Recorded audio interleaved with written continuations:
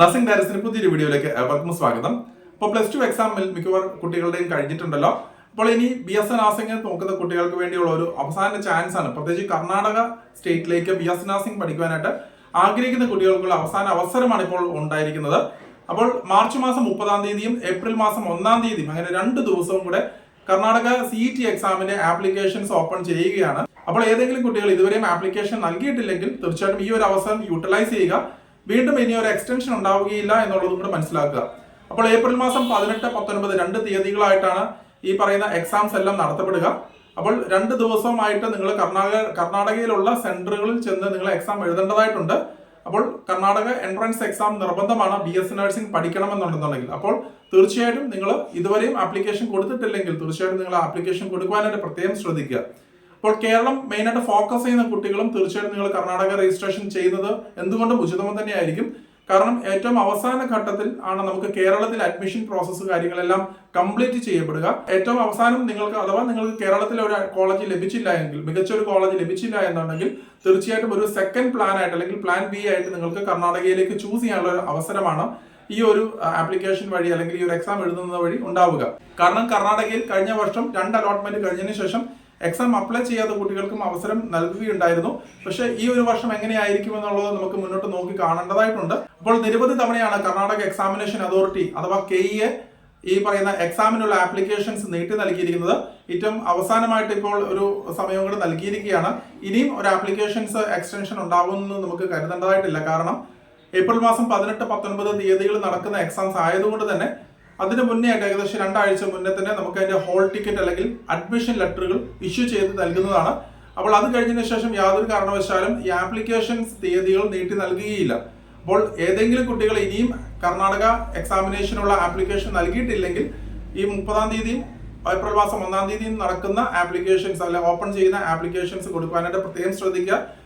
കഴിവതും നിങ്ങളുടെ ഫ്രണ്ട്സിന് ഈ കാര്യങ്ങൾ ഷെയർ ചെയ്ത് കൊടുക്കുക. കാരണം പല കുട്ടികളും ഇതിനെക്കുറിച്ചുള്ള കാര്യങ്ങളൊക്കെ മനസ്സിലാകാതെ ഇരിക്കുന്നുണ്ട്. അപ്പോൾ അങ്ങനെയുള്ള കുട്ടികൾ തീർച്ചയായിട്ടും ആപ്ലിക്കേഷൻ കൊടുക്കുവാനായിട്ട് പ്രത്യേകം ശ്രദ്ധിക്കുക. 2500 രൂപയാണ് ആപ്ലിക്കേഷൻ ഫീസായിട്ട് നൽകേണ്ടതായിട്ട് വരിക. കാരണം നമ്മളിവിടെ നോൺ കർണാടക കാറ്റഗറിയിലാണ് നമ്മളിവിടെ ആപ്ലിക്കേഷൻ നൽകേണ്ടതായിട്ടുണ്ടാവുക. അപ്പോൾ ഇതുവരെയും ആപ്ലിക്കേഷൻ കൊടുക്കാത്ത കുട്ടികൾക്ക് തീർച്ചയായും ആപ്ലിക്കേഷൻ നൽകാനായിട്ടുള്ള സഹായം ഹെൽപ്പും നമ്മൾ ഈ പറയുന്ന രീതിയിൽ KEAയുടെ ഒരു ഹെൽപ്പ് ലൈൻ നമ്മൾ സ്റ്റാർട്ട് ചെയ്തിട്ടുണ്ട്. അപ്പോൾ നിങ്ങൾ കർണാടക എക്സാമിനേഷനുള്ള ആപ്ലിക്കേഷനുമായിട്ട് ബന്ധപ്പെട്ട് എന്തെങ്കിലും ഡൗട്ട് ഉണ്ടെങ്കിൽ അല്ലെങ്കിൽ നിങ്ങൾക്ക് ആ ആപ്ലിക്കേഷൻ ഓൺലൈനായിട്ട് ചെയ്യാനായിട്ട് എന്തെങ്കിലും സഹായം വേണമെങ്കിൽ KEAയുടെ ഹെൽപ്പ് ലൈൻ നമ്പർ നമ്മളിവിടെ കൊടുത്തിട്ടുണ്ട്. ഞങ്ങളുടെ ഹെൽപ്പ് ലൈൻ നമ്പറിൽ കോൺടാക്ട് ചെയ്ത് തീർച്ചയായിട്ടും അതിനുള്ള സപ്പോർട്ട് കാര്യങ്ങൾ നിങ്ങൾക്ക് ലഭിക്കുന്നതുമായിരിക്കും. അതുപോലെ നിരവധി കുട്ടികൾ ചോദിക്കുന്ന ഒരു കാര്യമാണ് ഈ ഏപ്രിൽ മാസം നടക്കുന്ന എക്സാം നീട്ടിവെക്കാനുള്ള സാധ്യതകളോ മാറ്റിവെക്കാനുള്ള സാധ്യതകളോ ഉണ്ടോ എന്നുള്ളത്. കാരണം ഇലക്ഷൻ ആണ് മെയിനായിട്ട് എല്ലാവരും പറയുന്ന ഒരു കാര്യം.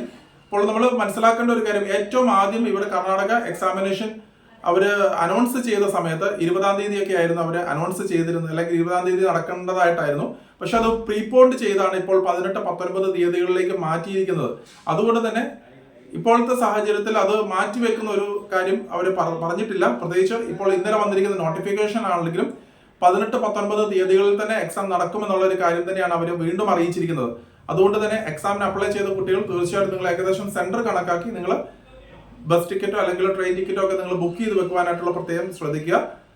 അതുപോലെ തന്നെ നിരവധി കുട്ടികൾ ചോദിക്കുന്ന മറ്റൊരു കാര്യമാണ് നമ്മളിപ്പോൾ കോളേജുകൾ പ്രീ ബുക്ക് ചെയ്ത് വെക്കണോ എന്നുള്ളത്. ഇപ്പോൾ നമ്മളൊരു കാര്യം ശ്രദ്ധിക്കേണ്ടത്, ഇപ്പോൾ കർണാടക ഗവൺമെന്റ് അല്ലെങ്കിൽ കർണാടക എക്സാമിനേഷൻ അതോറിറ്റി കഴിഞ്ഞ വർഷം പുറപ്പെടുവിച്ച ഒരു വിജ്ഞാപനം അനുസരിച്ച് ട്യൂഷൻ ഫീസ് ക്രമാതീതമായിട്ട് അവർ ഉയർത്തിയിട്ടുണ്ട്.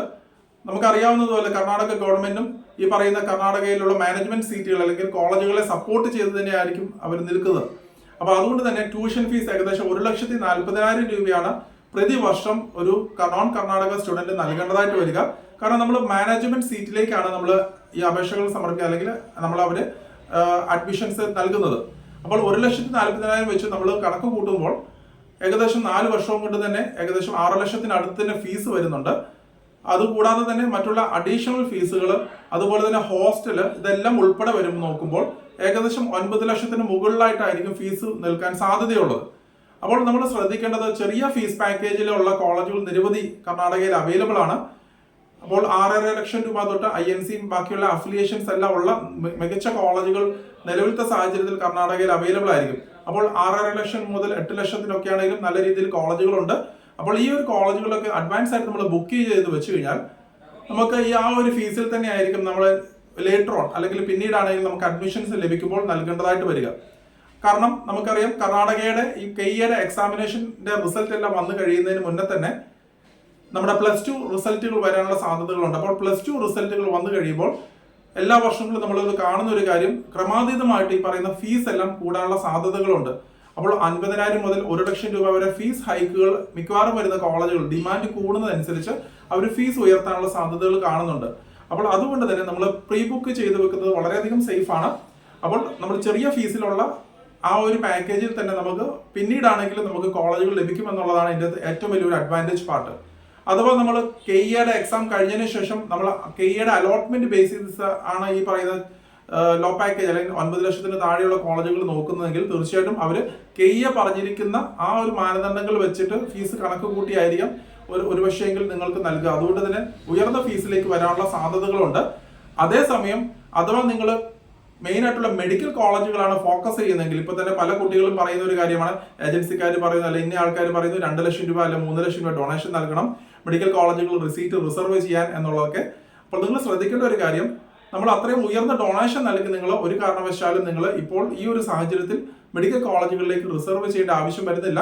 നമ്മൾ ചെറിയ ടോക്കൺ ഫീ അടച്ച് പ്രീ ബുക്ക് ചെയ്യാനുള്ള അവസരം നിങ്ങൾക്ക് ഉണ്ടാവുന്നതാണ്. അപ്പോൾ കെയ്യുടെ അലോട്ട്മെന്റ് ബേസിസിലായിരിക്കും ഈ പറയുന്ന മെഡിക്കൽ കോളേജുകളിലേക്ക് അഡ്മിഷൻസ് നടത്തപ്പെടുക.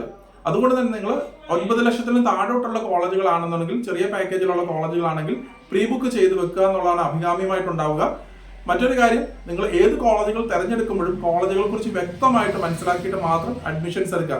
ചെറിയ പാക്കേജ് ആണല്ലോ എന്ന് വിചാരിച്ചുകൊണ്ട് ഓടിപ്പോയി നമ്മൾ കോളേജുകൾ സെലക്ട് ചെയ്യുമ്പോൾ പല പ്രോബ്ലംസും പിന്നീട് നേരിടാൻ സാധ്യതയുണ്ട്. അതുകൊണ്ട് തന്നെ കോളേജുകളെ കുറിച്ച് വ്യക്തമായിട്ട് മനസ്സിലാക്കിയിട്ട് മാത്രം നിങ്ങൾ അഡ്മിഷൻസുമായിട്ട് മുന്നോട്ട് പോവുക.